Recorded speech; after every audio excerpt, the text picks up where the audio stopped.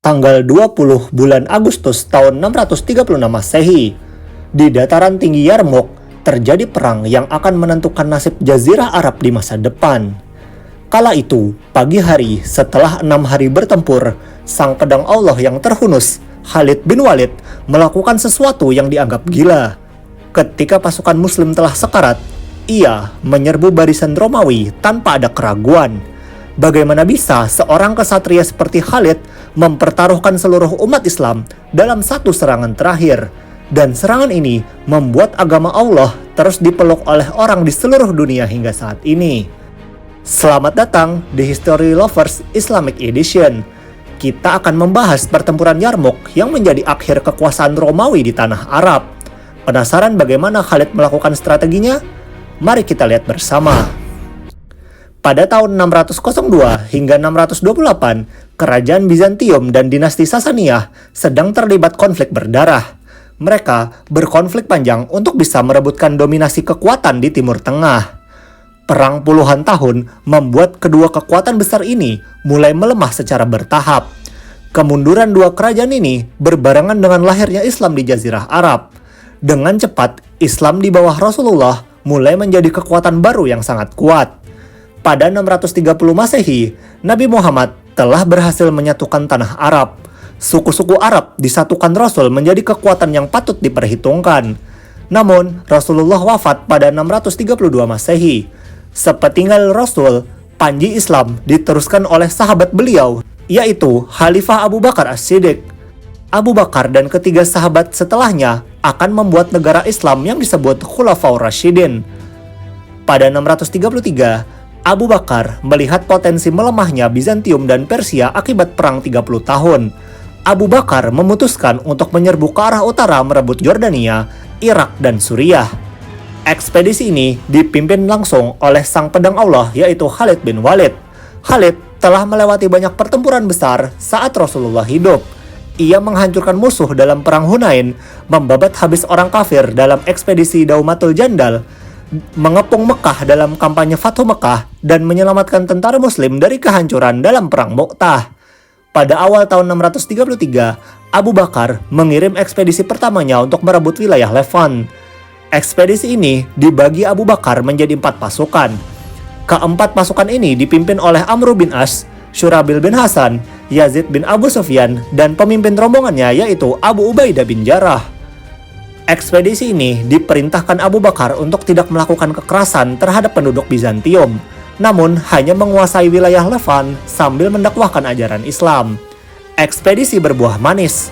Islam diterima masyarakat Levant karena pasukan Muslim tidak melakukan kekerasan selama pendudukannya. Malahan, masyarakat Levant memberi bantuan logistik, suplai, dan pemukiman kepada pasukan ekspedisi Abu Ubaidah. Sementara itu, pasukan ekspedisi utama pimpinan Khalid diperintahkan Abu Bakar untuk memasuki daerah Sasaniyah. Khalid diberi tanggung jawab untuk menguasai Irak. Ekspedisi Khalid ke Irak sangat gemilang. Khalid berhasil menguasai daerah di sepanjang sungai Eufrat hanya dalam waktu 10 bulan. Kejeniusan Khalid memimpin pasukan didasari oleh taktik perangnya yang memakai strategi double envelopment, menyerang sayap musuh dengan kecepatan pasukan kavaleri, menjadikannya salah satu jenderal hebat yang pertama kali mengedepankan konsep kecepatan dalam medan pertempuran. Melihat hasil yang memuaskan ini, Abu Bakar lalu mengirim pesan kepada Khalid untuk menerobos masuk Suriah dan memimpin pasukan ekspedisi Abu Ubaidah yang sedang terhambat di wilayah Levant.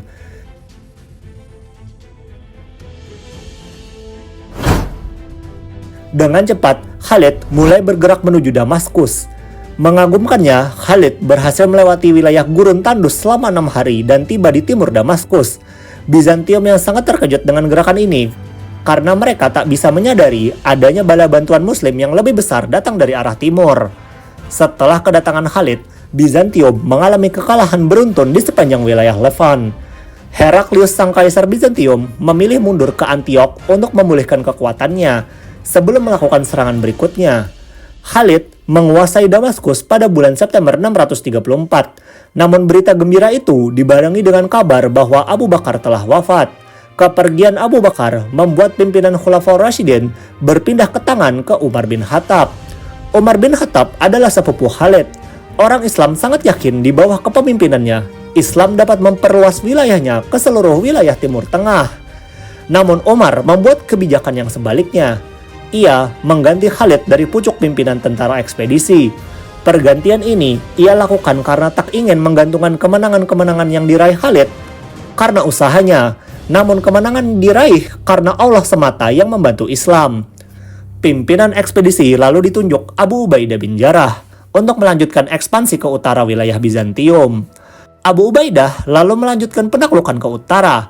Berbeda dengan Khalid, Abu Ubaidah lebih berhati-hati dan melakukan kemajuan lambat. Ini ia dasari karena sebenarnya pasukan Muslim dalam hal kuantitas dan kualitas sangat jauh perbandingannya dibanding kerajaan Bizantium. Benar saja, Heraklius mendapatkan bala bantuan yang sangat besar di Antiok, terdiri dari 6 divisi yang dipimpin oleh Jenderal Besar Armenia, Fahan. Fahan mulai melakukan counter attack terhadap posisi Abu Ubaidah. Ia berhasil melakukan flanking manuver untuk bisa mengepung pasukan Muslim.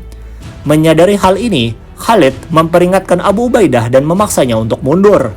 Khalid mengatakan bahwa Suriah tak bisa dipertahankan. Pasukan Muslim harus mundur terlebih dahulu untuk bisa bergabung dengan bala bantuan lainnya yang berada di Palestina. Abu Ubaidah mengiyakan desakan Khalid dan mengirim surat kepada setiap sahabat lainnya yang berada di Palestina untuk berkumpul di timur laut Danau Tiberias, di mana tempat itu adalah tanah yang lapang, memiliki elevasi tinggi, namun rata, yang sangat cocok untuk manuver pasukan berkuda. Abu Ubaidah juga mengirim surat kepada Umar di Madinah untuk meminta bala bantuan sebanyak-banyaknya untuk dapat bergabung dengannya. Pasukan Muslim lalu membuat stronghold di dataran tinggi Yarmouk. Dataran tinggi Yarmouk sebagian besar merupakan dataran yang terbentang sangat luas, dipisahkan oleh 4 sungai besar. Dataran ini tempat yang pas untuk pasukan berkuda melakukan manuver dengan leluasa. Ketika kedua pasukan saling berhadapan, Heraklius mencoba bernegosiasi dengan memberikan emas yang cukup kepada kaum muslimin untuk tidak menyerbu wilayahnya. Negosiasi ini dilakukan oleh Jabalah dan Gregory selama 3 bulan, membuat Abu Ubaidah mendapatkan bala bantuan sebelum perang dimulai. Abu Ubaidah juga menyerahkan pimpinan pasukan Muslim ke Khalid untuk sementara waktu. Mengingat ia saja yang mempunyai ide untuk mundur dan meninggalkan Suriah, Abu Ubaidah yakin Khalid mampu mengatasi perang ini. Fahan, pimpinan Bizantium, menyadari bahwa terus bernegosiasi hanya akan membiarkan Muslim mendapatkan bantuan. Jadi, ia mendatangi Khalid secara personal untuk melakukan tekanan. Fahan mencoba mengancam Khalid dengan berkata, "Kalian pasti orang Baduy yang lapar, miskin dan malang. Akan kuberikan emas dan makanan, maka tinggalkanlah tanah Bizantium."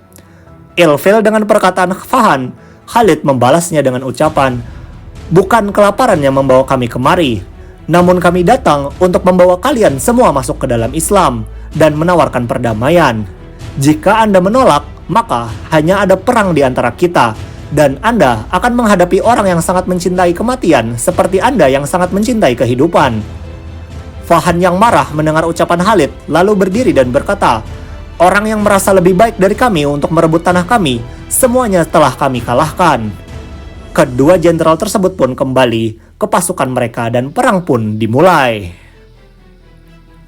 Jenderal Fahan memposisikan perkemahan pasukannya tepat di depan jalan Romawi di dekat kota Al-Yaqusa, sementara pasukannya berada di sepanjang sungai Alan dari kota Jabiyah di utara, membentang hingga ke ngarai Yarmouk di selatan.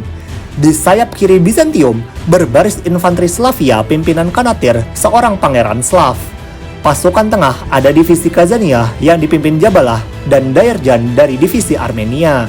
Sementara di sayap kanan terdapat Gregory dengan infanteri Yunania yang berpengalaman, dengan maksud untuk memenangkan perang dengan menyerbu Muslim dari kanan. Infanteri dicampur dengan pemanah membuat barisan Romawi sangat kokoh untuk melakukan serangan ataupun bertahan. Keempat divisi didukung oleh pasukan kavaleri yang siap berada di belakang untuk mencari celah-celah yang dapat diserbu oleh pasukan Bizantium. Pasukan Bizantium berjumlah sekitar 40.000 pasukan. Loh Min, bukannya 400.000? Enggak ya, sangat tidak mungkin populasi orang-orang Romawi di atas 1 juta orang kala itu. Apalagi mengumpulkan pasukan yang jumlahnya setara dengan kota Bogor pada tahun 600 Masehi. Jadi kita belajar sejarah dengan rasional dan berlogika. Di sisi pasukan Muslimin, Khalid berusaha merentangkan pasukannya agar sesuai dengan sepanjang garis pasukan Bizantium. bentangan pasukan Muslim berada di antara Ngarai Selatan dan kota Nawa di utara. Sayap kanan dikomandani oleh Amr bin As, Syurabil dan Abu Ubaidah di tengah, dan Yazid di sayap kiri. Pasukan Muslim juga mengikuti barisan Romawi dengan mencampur infanteri dan pemanah. Sementara kavaleri hanya dipecah menjadi 3 divisi untuk bisa mencegah adanya celah-celah yang terbuka selama pertempuran. Namun, Khalid membuat 1 divisi kavaleri lagi di belakang garis tempur dengan memilih kesatrianya sendiri yang berpengalaman. Khalid memposisikan kavalerinya cenderung berada di sayap kanan karena pasukan Muslim di sayap kanan terdapat bukit kecil yang sangat rentan dijadikan manuver. Sementara di sayap kiri Muslim cenderung lebih aman karena adanya Ngarai. Dengan ini, Khalid hanya fokus untuk mencari momentum-momentum selama perang untuk bisa menghancurkan Romawi. Pasukan Muslimin berkekuatan 25.000 orang, masih lebih besar Romawi, namun Mimin gak mau melebih-lebihkan fakta ya. Garis pertempuran yang panjang membentang sekitar 10 km melintasi dataran. Arena sepanjang ini akan menguji kepemimpinan kedua jenderal. Tanggal 15 Januari, kedua pasukan saling menatap. Seorang kesatria Muslim maju menjatuhkan perisai dan melepas baju besinya. Ia berteriak, "Aku adalah kematian dari wajah-wajah orang pucat. Aku adalah pembunuh orang Romawi. Aku Zarar bin Azwar." Beberapa perwira Bizantium menantang sang juara Muslim yang dijuluki kesatria bertelanjang dada itu. Dalam beberapa menit baku hantam, Zarar menaklukkan semuanya yang maju. Beberapa saat kemudian, perwira dari kedua belah pihak lainnya maju untuk memeriahkan duel tradisi tersebut. Pasukan Romawi melihat setiap menitnya perwira-perwira mereka sedang dikalahkan oleh orang Muslim. Kemudian pada siang hari, Fahan memerintahkan tentaranya untuk maju. Fahan menggunakan keunggulan jumlah tentaranya untuk memperluas garis tempur, memaksa pasukan Muslim untuk meregangkan garis infanteri dan mencari titik lemah Khalid. Saat telah berjarak cukup dekat, Fahan memerintahkan sepertiga pasukannya untuk maju ke arah barisan Muslim.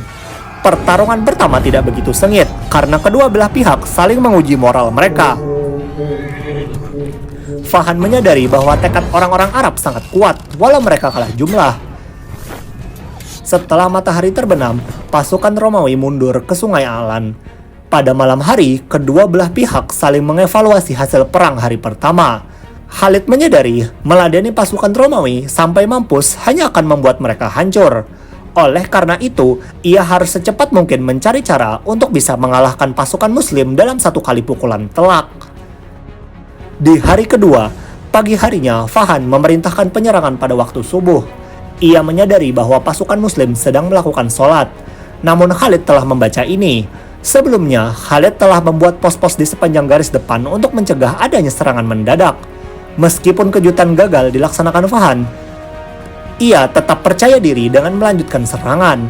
Rencana Fahan adalah berusaha mengikat sebanyak mungkin orang Islam di tengah dengan maksud untuk membuyarkan sayap-sayap Muslim yang kekurangan jumlah pasukan.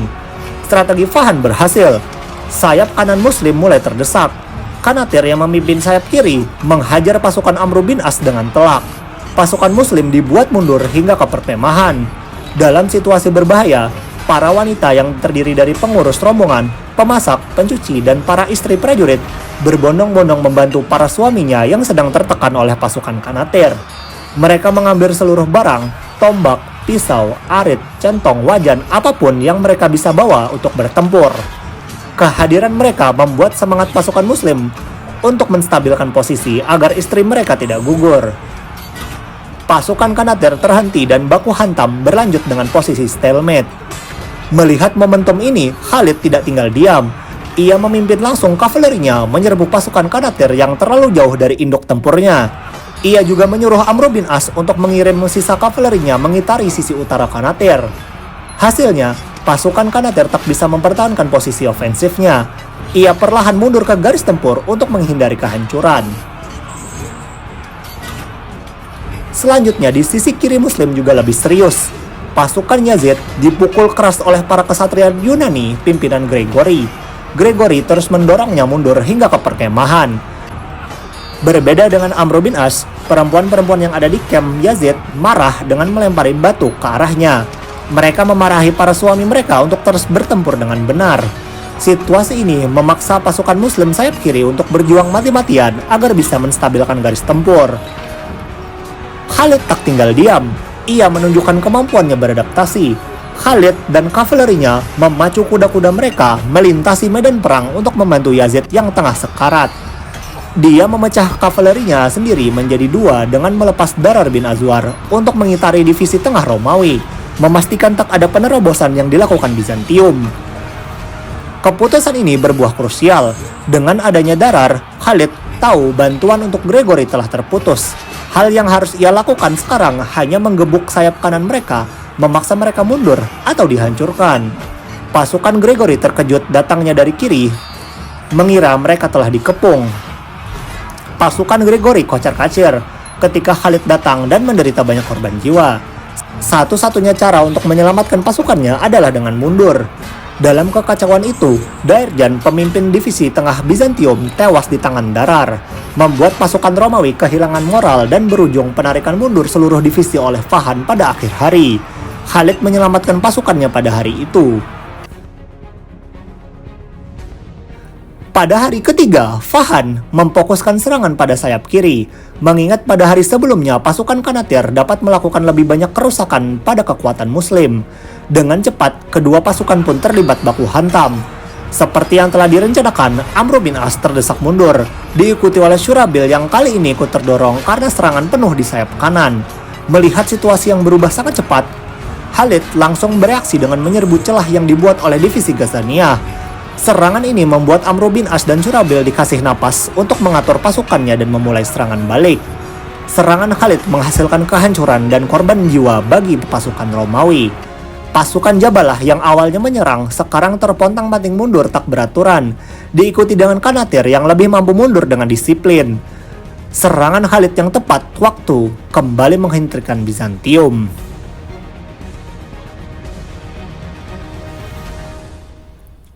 Pada hari keempat, Fahan tetap bertahan pada rencana yang sama. Ia melepas pasukan Kanatir dan Jabalah merangsak menuju pasukan Syurabil dan Amr bin As. Namun kali ini, sayap kanan Bizantium bergerak perlahan dengan maksud menghindari kerugian besar jika serangan sayap kirinya gagal. Pasukan Syurabil dan Amr bin As mulai kontak senjata dengan musuh. Dalam situasi ini, Khalid menyadari pasukan Muslim telah kehilangan banyak orang selama pertempuran sebelumnya.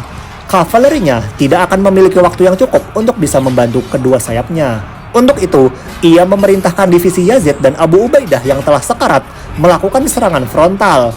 Pengorbanan ini dilakukan agar Khalid bisa masuk ke dalam pasukan Ghazaniyah yang sebelumnya telah kehilangan banyak prajurit. Segera setelah sayap kanannya dikorbankan, Khalid dengan kudanya berlari menerobos celah pasukan Jabalah. Ia sedang berpacu dengan waktu karena setiap detiknya divisi Yazid dan Abu Ubaidah sedang dikorbankan. Benar saja, pasukan Yazid dan Abu Ubaidah yang melakukan serangan sangat mudah dihujani dengan panah. Setiap meter pasukan Muslim maju, ratusan orang seketika menjadi syuhada. Tidak kuat dengan rentetan panah, Yazid dan Abu Ubaidah mundur untuk menghindari jangkauan pemanah Bizantium. Serangan ini membuat setengah prajurit Yazid dan Abu Ubaidah hancur. Insiden ini dikenal sebagai Hari Mata Hilang. Usaha Khalid mulai kelihatan. Syurabil dan Amr bin As sekali lagi dikasih nafas untuk bisa mengatur pasukannya dan mampu melakukan serangan balik. Pasukan Ghazaniyah mulai perlahan mundur sedikit demi sedikit. Khalid berharap untuk secepat mungkin menghabisi pasukan Jabalah karena waktunya hampir habis. Namun, ketakutannya menjadi kenyataan. Gregory dan pasukan Yunaninya menyerbu divisi Yazid dan Abu Ubaidah yang telah kehilangan banyak orang sebelumnya karena hujan panah. Serangan Gregory membuat sayap kiri Muslim tergebuk habis-habisan. Yazid yang babak belur menyerah dan pasukan yang tersisa mundur terseok-seok menuju camp. Di tengah keputusasaan tersebut, umi-umi galak yang berada di camp kemudian maju membawa tombak ke arah suami-suaminya yang berdarah-darah, mencoba mengisi barisan-barisan kosong pasukan Yazid. Aksi putus asa ini membuat pasukan Yazid berhenti mundur dan mulai memadatkan barisan. Pasukan Muslim termotivasi untuk terus bertahan sampai mereka mati dengan istri-istri mereka. Akhirnya, pasukan Ghazaniyah kelelahan dan mundur, membuat seluruh divisi Romawi mundur. Pasukan Yazid terhindar dari kehancuran total. Pertolongan Allah datang pada hari itu. Hari keempat pertempuran benar-benar menghancurkan kaum muslimin, terutama sayap kiri. Namun luar biasanya, mereka berhasil menahan pasukan Bizantium. Pada hari kelima, Fahan tiba-tiba mengirim utusan yang menawarkan gencatan senjata. Komandan Muslim bertemu untuk dewan perang dadakan. Para komandan ingin menerima gencatan senjata itu. Ada yang ingin menerima gencatan sebagai menganggap itu kemenangan karena berhasil melawan pasukan yang lebih besar. Sebagian lagi menganggap pasukan Muslim telah banyak kehilangan orang, terluka, dan kekurangan suplai. Sebagian lagi menganggap untuk berhenti sejenak dan menyerang Romawi di lain hari. Di tengah pendapat-pendapat itu, Khalid berdiri di antara para sahabatnya dan berkata, 4 hari ini telah menentukan tekad kita, dan sekarang bukan waktunya untuk menyerah, ini waktunya untuk menentukan. Khalid menganggap bahwa pasukan Fahan telah kehilangan moral. Ia mencoba mengulur waktu dengan gencatan senjata. Maka waktu menyerang adalah sekarang. Tidak akan ada gencatan senjata. Pada malam hari, Khalid menginspeksi pasukannya. Sebagian lagi terluka, sebagian lagi saling bersandar kelelahan. Namun ia melihat pasukannya tak ada rasa goyah sama seperti dirinya, menunjukkan keputusannya untuk menyerang besok akan berbuah kemenangan. Khalid pada malam itu menyusun strategi dengan mengirim Darar beserta 500 orang kavalerinya untuk merebut Rukot, jembatan yang menghubungkan pasukan Bizantium dengan kamp mereka. Khalid akan memastikan bahwa orang-orang Romawi tak akan mendapat bala bantuan dalam serangan terakhirnya besok. Pada hari ke-6 setelah terbit fajar, komandan Romawi yang sangat hebat, Gregory, maju ke depan untuk menantang pimpinan Muslim dalam duel. Abu Ubaidah menjawab tantangan tersebut dan maju ke arah medan tempur. Keduanya mendekat dan dimulailah baku hantam. Pertarungan itu pun dilihat oleh kedua pasukan mereka yang cemas, karena pimpinan tertinggi mereka mengadu nasib siapa yang akan bertahan. Gregory yang terdesak mencoba mundur dengan niat menyerang balik Abu Ubaidah saat ia lengah ketika mengejar. Tepat persekian detik di belakangnya, Gregory mencoba menebas Abu Ubaidah. Namun, Abu Ubaidah meruduk dan ia mengayunkan pedang ke leher Gregory. Gregory pun jatuh dari kudanya tanpa kepala. Beberapa saat kemudian, Khalid memerintahkan serangan umum. Maju atau tidak sama sekali. Sontak seluruh pasukan Muslim yang tersisa berlari menuju barisan Romawi. Khalid yang telah menghabiskan malam untuk mengatur pasukannya, membuat pasukan Muslim untuk mengisi barisan yang hilang dengan kavaleri, sehingga seakan-akan formasi Muslim masih sama seperti hari sebelumnya. Namun, itu hanyalah tipuan Khalid. Hampir seluruh pasukan kavaleri Muslim ditempatkan Khalid di atas bukit kecil yang berada di utara. Ia berencana memutari pasukan Kanatir dengan seluruh kavalerinya untuk memenangkan perang. Pasukan Romawi yang melihat serbuan Muslim heran dan kaget. Mereka sudah gila. Bagaimana bisa mereka yang telah kehilangan rekan, tangan, telinga, hidung, jari, mata pada hari sebelumnya ingin melakukan serangan frontal? Segera baku hantam pun dimulai. Pasukan Muslim memukul keras barisan Bizantium. Pasukan Muslim yang telah sekarat harus bisa menahan selama mungkin Romawi agar mereka mau menyerang balik. Fahan yang kaget melihat musuhnya menyerbu lalu mendobrak pasukan Muslim. Disinilah Khalid mulai memasang jebakannya. Di atas bukit kecil, 8.000 pasukan berkuda Muslim berlarian kencang ke depan. Sesuai dengan rencananya, Khalid berlari dengan kavalerinya berpacu dengan waktu untuk bisa mengitari sayap kiri Bizantium. Khalid memerintahkan pasukannya memacu kuda tanpa ragu. Waktu, kecepatan menentukan hasil pertempuran. Sibuk dengan pasukan di tengah, Fahan menengok ke kiri dengan tatapan kaget. Ia bergegas menutup sayap kirinya, sadar komandan musuh telah menipunya. Namun, semua telah terlambat. Orang-orang Slavia Kanatir kaget. Pasukan berkuda musuh membanjiri sisi kiri mereka. Tanpa keraguan, Khalid berada di depan pasukan-pasukannya. Orang-orang Romawi melihat mata tajamnya, berjanggut tebal, mulai menusuk musuhnya. Dengan cepat, pasukan Jabalah dan Kanatir tertabrak rentetan kaki kuda, membuat mereka jatuh atau terhunus pedang-pedang kaum Muslim. Kuda-kuda Islam berputar-putar di garis belakang musuh seakan-akan menjadi penggiling daging yang siap menebas siapapun orang yang lari meninggalkan pertempuran. Melihat kengerian itu, Jabalah dan Kanatir kabur meninggalkan komandonya. Diikuti oleh sisa-sisa sayap kiri Romawi, tunggang langgang menuju jembatan Rukot. Namun Darar dan 500 pasukannya telah menunggu siapapun yang berani menerobos. Seluruh garis Bizantium kolaps. Mereka yang masih bertahan dibantai satu persatu secara sistematis. Sisanya memilih bunuh diri dengan melompat ke jurang Yarmouk daripada dikeroyok pasukan Khalid yang marah. Khalid yang telah menyaksikan hari itu menghentikan kudanya dan berkali-kali mengucapkan alhamdulillah. Pertempuran telah ia menangkan. Kemenangan di Yarmouk merupakan salah satu kemenangan yang paling menentukan untuk nasib umat Islam berikutnya. Tentara sebesar Bizantium harus bertekuk lutut di depan sang pedang Allah yang terhunus, menjadikannya Khalid bin Walid salah satu jenderal hebat sepanjang masa.